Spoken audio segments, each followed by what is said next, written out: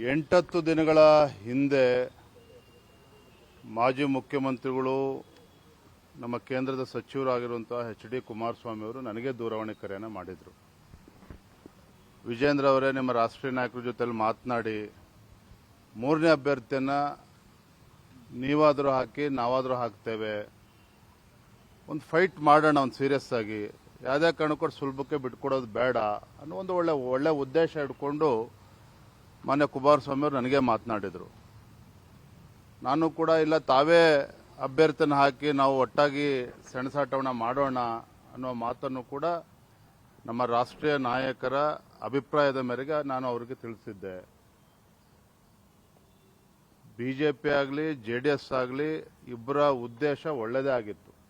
ಒಂದು fight out ಮಾಡಬೇಕು, ಅದು ಸುಲಭಕ್ಕೆ ಬಿಟ್ಕೊಡಬಾರ್ದು, ಮೂರನೇ ಅಭ್ಯರ್ಥಿಯನ್ನು ಸಾಧ್ಯ ಆದಷ್ಟು ಗೆಲ್ಲುವಂಥ ಪ್ರಯತ್ನ ಮಾಡಬೇಕು ಅಂತ ಹೇಳಿ ಎರಡೂ ಪಕ್ಷಗಳು ಒಟ್ಟಾಗಿ ಪ್ರಯತ್ನ ಮಾಡಿದ್ದು ಸತ್ಯ. ಆದರೆ ನಿನ್ನೆ ಮತದಾನ ಆದಂಥ ಸಂದರ್ಭದಲ್ಲಿ ಜೆಡಿಎಸ್ ಪಕ್ಷದಿಂದನೂ ಕೂಡ 6-7 ಅಡ್ಡ ಮತದಾನಗಳಾಗಿದ್ದಾವೆ.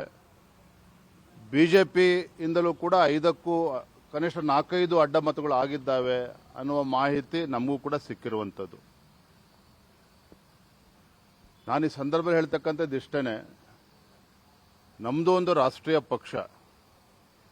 ನಮ್ಮ ಪಕ್ಷದಲ್ಲಿರ್ತಕ್ಕಂಥ ಶಾಸಕರು ಯಾರು ಅಡ್ಡ ಮತದಾನವನ್ನು ಮಾಡಿದ್ದಾರೆ ಅವರನ್ನು ಕ್ಷಮಿಸ್ತಕ್ಕಂಥ ಪ್ರಶ್ನೆನೇ ಇಲ್ಲ. ಯಾರ್ಯಾರು ಆಟ ಆಡಿರ್ಬೋದು ಅನ್ನುವ ಕೆಲವು ಮಾಹಿತಿಗಳು ಕೂಡ ನಮ್ಮ ಬಳಿಯಲ್ಲಿದೆ. ಈಗಾಗಲೇ ನಮ್ಮ ರಾಷ್ಟ್ರೀಯ ನಾಯಕರ, ರಾಷ್ಟ್ರೀಯ ಅಧ್ಯಕ್ಷರ ಅಪಾಯಿಂಟ್ಮೆಂಟನ್ನು ಕೂಡ ನಾನು ಬೆಳಗ್ಗೆ ಕೇಳಿದ್ದೇನೆ. ಸಾಧ್ಯ ಆದರೆ ಇವತ್ತೇ ಕೊಡಿ ಅಥವಾ ಯಾವಾಗ ಕೊಟ್ಟರು ಕೂಡ ನಾನು ತಕ್ಷಣ ಬರ್ತೇನೆ. ರಾಜ್ಯದ ಪ್ರಸಕ್ತ ರಾಜಕೀಯ ಬೆಳವಣಿಗೆಗಳ ಬಗ್ಗೆ, ವಿಧಾನ ಪರಿಷತ್ನಲ್ಲಾದಂಥ ಅಡ್ಡ ಮತದಾನದ ಬಗ್ಗೆ ಇವೆಲ್ಲವನ್ನು ಕೂಡ ವಿವರಿಸಬೇಕು ಅಂತೇಳಿ ನಾನು ಮನವಿಯನ್ನು ಕೂಡ ಮಾಡಿದ್ದೇನೆ.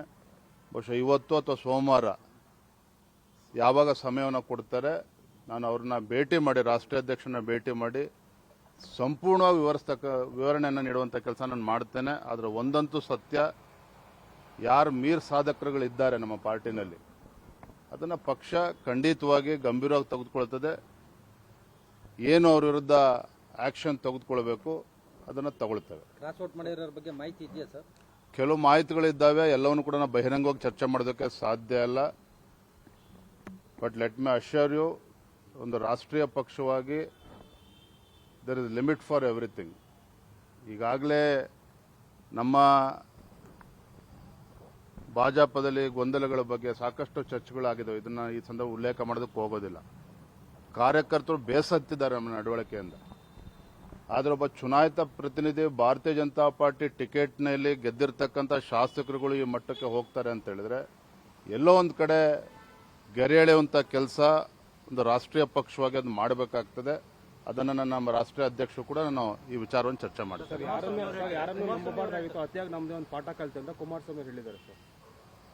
ಸಹಜವಾಗಿ ಅವ್ರು ನೋವಾಗಿದ್ದಾರೆ. ಕುಮಾರಸ್ವಾಮಿ ಅವರಾಗಲಿ ನಾವಾಗಲಿ ಅಥವಾ ಕುಮಾರಸ್ವಾಮಿ ಅವರು ಚರ್ಚೆ ಮಾಡಿದಾಗ ಒಳ್ಳೆ ಉದ್ದೇಶ ಹಿಡ್ಕೊಂಡೆ ಇಬ್ರು ಕೂಡ ಕ್ಯಾಂಡಿಡೇಟ್ ಹಾಕೋಣ ಅಂತೇಳಿ ತೀರ್ಮಾನ ಮಾಡಿರುವಂಥದ್ದು. ಅವರೇನು ಏಕಾಂಗಿಯಾಗಿ ನಿರ್ಧಾರ ಮಾಡಿಲ್ಲ. ಪಾಪ ನಮ್ಮ ಜೊತೆ ಚರ್ಚೆ ಮಾಡೇನೆ ನೀವೇ ಅಭ್ಯರ್ಥಿ ಅಂತ ಹಾಕಿ ಅಂತ ಹೇಳಿದ್ರು. ಇಲ್ಲ, ನೀವೇ ಹಾಕಿ ಕುಮಾರಸ್ವಾಮಿ ಅಂತ ನಾವೇ ಅವ್ರಿಗೆ ಹೇಳಿರ್ತಕ್ಕಂಥದ್ದು. ಅವರೇನು ಒತ್ತಾಯಪೂರ್ವಕವಾಗಿ ಅವರೇನು ಹಾಕಿಲ್ಲ. ಈ ಎರಡೂ ಪಕ್ಷಗಳು ಕೂತು ತೀರ್ಮಾನ ಮಾಡೇ ಆಗಿರುವಂಥದ್ದು. ಹಾಗಾಗಿ ಒಂದು ಅವರ ಪಕ್ಷದಲ್ಲೂ ಕೂಡ ಇವತ್ತು 6-7 ಮತಗಳು ಅಡ್ಡ ಮತದಾನ ಆಗ್ತದೆ ಅಂತ ಹೇಳಿದ್ರೆ ಅವ್ರಿಗೂ ಕೂಡ ನೋವಾಗ್ತಕ್ಕಂಥದ್ದು ಸಹಜ. ಜೆಡಿಎಸ್ ಪಕ್ಷಕ್ಕೆ ಎಷ್ಟು ನೋವು ಬೇಸರ ಆಗಿದೆ, ನಮಗೂ ಕೂಡ ಅಷ್ಟೇ ಬೇಸರ ಆಗಿದೆ. ನಾವು 2 ಸ್ಥಾನಗಳನ್ನು ಗೆದ್ದಿರ್ಬೋದು, ಆದರೆ ನಮಗೂ ಕೂಡ ಅಪಮಾನ ಆಗಿದೆ. ನಮ್ಮ ಶಾಸಕರು ಕೂಡ ಅಡ್ಡ ಮತದಾನ ಆಗಿದೆ. ಹಾಗಾಗಿ ಇದನ್ನು ಭಾಳ ಗಂಭೀರವಾಗಿ ತೆಗೆದುಕೊಳ್ತೇವೆ. ನಮ್ಮ ವರಿಷ್ಠರನ್ನು ನಾನು ಕೂಡ ಭೇಟಿ ಮಾಡ್ತೇನೆ. ಇದನ್ನು ತಾರ್ಕಿಕ ಅಂತ್ಯಕ್ಕೆ ತೆಗೆದುಕೊಂಡು ಹೋಗ್ತಕ್ಕಂಥ ನಿಟ್ಟಿನಲ್ಲಿ ನನ್ನ ಅಭಿಪ್ರಾಯ ಏನಿದೆ ನಮ್ಮ ರಾಷ್ಟ್ರೀಯ ನಾಯಕರು ತಿಳಿಸ್ತೇನೆ.